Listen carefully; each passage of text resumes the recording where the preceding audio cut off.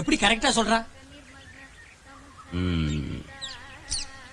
எனக்கு எக்ஸசைஸ் பத்தி அவ்வளவு தெரியாது. அந்த யோகாசனாஸ் பத்தி கொஞ்சம் தெரியும். நம்ம நாட்டு பொண்ணுங்க சேர வேலையில எல்லாம் ஒவ்வொரு ஆசனாஸ் இருக்கு. அது அவங்களுக்கே தெரியாது. அவுத்து விட்டுட்டா குனிஞ்சு நிமிந்து கூட்டி பெருக்கி கோலம் போடுறது கூர்மாசன உத்கட்டாசன, முதுகெலும்புக்கு நல்லது. முறுக்கி பிழிஞ்சு அடிச்சு துணி துவைச்சா அர்த்த உத்தாராசன, கைக்கு நரம்புக்கு விரலுக்கு நல்லது.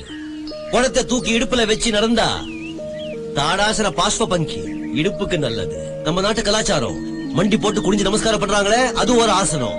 அஸ்தி நிச்சிதான். நம்ம நாட்டு ஏழங்களுக்கு உடம்புலயோ உடம்பு ஏன் அப்படி கின்னு இருக்கு தெரியுமா?